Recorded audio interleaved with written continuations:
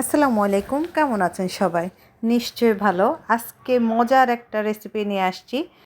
শীত আসছে, যদি শীতের মধ্যে মজার করে পায়েস রান্না করে না খাওয়া হয় নতুন গুড়ের, তাহলে কিভাবে হয়? তাহলে কি আর এই শীতটা জমে? তাই আজকে আপনাদের জন্য নিয়ে আসলাম নলের গুড়ের পায়েস। এত মজার এই গুড়টা যে আমি এটার প্রেমে পড়ে গেছি। তাই আপনাদের জন্য এটার রেসিপিটা দিতেই হলো। আজকে আমি যে নলের গুড়টা দিয়ে পায়েসটা রান্না করব, এটা আমি একটা অনলাইন পেজ থেকে নিয়েছি। ওই পেজটা থেকে আমি অবশ্যই এর আগে আমও নিয়েছি, মধুও নিয়েছি। তো এবার নলের গুড়টা ফার্স্ট নিলাম। প্রতিটা জিনিসই আমার ভালো পড়েছে, তবে নলের গুড়টার প্রেমে আমি একদম পড়ে গিয়েছি। ভাইয়াদেরকে অসংখ্য ধন্যবাদ, আমাকে অরিজিনাল নলের গুড়টা দিয়েছে। পেজটার নাম হচ্ছে কিটক্যাট মেহেদিস ম্যাঙ্গো শপ। আমি আজকেও আরও 3 কেজি অর্ডার দিয়েছি। ভিডিও শেষে আমি যে পেজ থেকে নলের গুড় নিয়েছি ওই পেজের নামটা মেনশন করে দিব এবং লিঙ্কে আপনাদেরকে পেজের লিঙ্কটা দিয়ে দিব। আপনারা যারা ভালো মানের গুড় নিতে চান ওখান থেকে নিতে পারেন। চলুন দেখি আমি রেসিপিটা শুরু করি। এখানে আমি 1 লিটার একদম গরুর দুধ নিয়েছি, খাঁটি গরুর দুধ। এর মধ্যে তারপরও আমি 1 কাপ গরম পানির মধ্যে হাফ কাপ থেকে একটু বেশি গুঁড়া দুধ গুলে আমি এটার সাথে মিক্স করে দিচ্ছি, যেন একটু দুধটা গাঢ় হয় এবং পায়েসটা খেতে মজা লাগে। এর মধ্যে আমি অ্যাড করে দিচ্ছি এলাচ, দারচিনি, তেজপাতা। এগুলো দিলে একটু গ্রানটা আসে, ভালোই লাগে। একটা শীতের আবেশ লাগে আমার মনে হয় যে। যারা পছন্দ করেন না তারা স্কিপ করতে পারেন।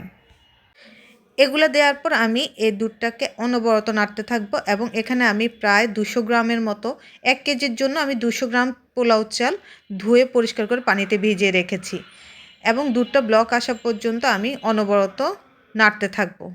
এই পায়েসটার একটা বৈশিষ্ট্য হচ্ছে পায়েসটা অনবরত নাড়তে হয়, নয়তো নিচে লেগে যায়। তো এত কষ্ট করে এত মজার জিনিস রান্না করব, কষ্ট তো একটু করতেই হয়, তাই না? তো এই জন্য অনবরত আমি শুধু দুধে ব্লক আসা পর্যন্ত আমি অনবরত নাড়তেছি এবং জাল দিতেছি। চুলার আগুনটা মিডিয়াম হাইতে দিয়ে রেখেছি। অনেকক্ষণ থেকে দুধটা জাল দেওয়া হলে দুধটা অনেকটুকু গাঢ় হয়ে আসবে।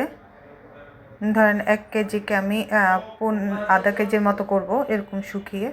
যখন আধা কেজি হয়ে আসবে তখন আমি এটার মধ্যে যে নলের গুড়টা আছে ওইটা অল্প অল্প করে মিক্স করব। অনেকে এই নলের গুড়টা পায়েসটা রান্না করার পরে মিক্স করে, যেন দুধটা ফেটে ফেটে না যায়। তবে আলহামদুলিল্লাহ আমার নলের গুড়টা অনেক ভালো, এই বিশ্বাসে ইনশাল্লাহ আমি আপনাদেরকে দেখাচ্ছি যে আমি গরম দুধের সাথেই নলের গুড়টা মিক্স করব এবং ইনশাল্লাহ এই দুধটা ফাটবে না এবং আপনি খুব মজা করে আপনার যে কোনো পায়েস, পরোটা সব কিছুর সাথে এই গুড়টা আপনারা খেতে পারেন। এখন আমি নলের গুড়টা এটার সাথে অ্যাড করব। আপনারা দেখেন 1 ফোঁটাও আমার গরুর দুধটা একটুও ফাটবে না। আমি এটা এখন অল্প অল্প করে এই দুধের সাথে মিক্স করব। আমি নলের গুড়টা ঢালছি এবং নাড়তেছি।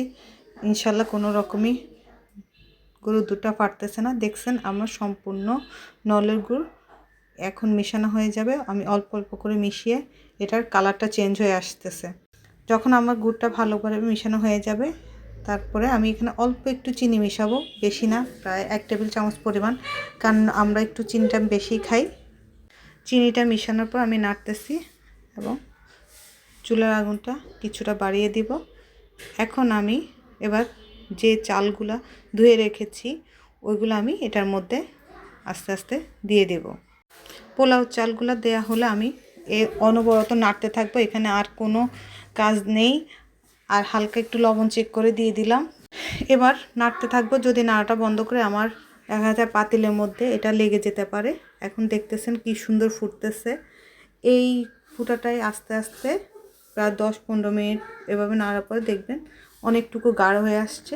আমি এখানে যে চালটা দিয়েছি আমি কিছুক্ষণ পর 10-15 মিনিট পর রান্না হওয়ার পরে আমি উঠিয়ে চালটা একটু চেক করব যে এটা কতটুকু নরম হয়েছে। যতক্ষণ না এটা অন্তত 80% রান্না না হবে ততক্ষণ আমি অনবরত নাড়তে থাকবো। এভাবেই রান্না করতে করতে দেখবেন পায়েসটা গাঢ় হয়ে যাবে। দেখতে পাচ্ছেন চালগুলো ফুটে উঠছে। এখন আমার পায়েসটা গাঢ় হয়ে আসছে। এটা এভাবে অনবরত আমি নাড়তে নাড়তে এটাকে গাঢ় করে ফেলবো, নাড়াটা একদম থামাবো না। এভাবে নেড়ে নেড়ে পুরোপুরি রান্না হওয়া পর্যন্ত আমি নাড়তে থাকবো। এর মধ্যে বলে রাখি, যারা আমার চ্যানেলে নতুন আসছেন সবাইকে অসংখ্য ধন্যবাদ। আমার চ্যানেলটি সাবস্ক্রাইব করবেন, আর যারা চ্যানেলটি সাবস্ক্রাইব করেছেন তাদেরকে অসংখ্য ধন্যবাদ। আমি সবসময় চেষ্টা করি সহজ এবং নিজের মতো করে রান্না দেওয়ার। আমার এই ভিডিওগুলো দেখে লাইক এবং কমেন্টস এবং শেয়ার করবেন, সাপোর্ট করবেন। এতে রান্না করতেও ভালো লাগে, ভিডিও তৈরি করতেও ভালো লাগে। তো এভাবে আমি এই যে পায়েসটা একদম গাঢ় হওয়া পর্যন্ত আপনাদেরকে দেখাচ্ছি, একদম সার্ভ করা পর্যন্ত আপনাদেরকে দেখাবো। যখন এটা সার্ভ করবেন তখন উপর দিয়ে একটু পেস্তা বাদাম, কাজু বাদাম একটু গুঁড়ো করে দিয়ে দিলে সার্ভটা দেখতেও সুন্দর লাগে, খেতেও ভালো লাগে। তা আমি দেখা যায় রান্নার শেষে এই যে এলাচগুলো দিয়েছি এগুলো আমি সরিয়ে ফেলবো, কারণ এগুলো আমার হাজব্যান্ডের দাঁতে পড়লে সে অপছন্দ করে।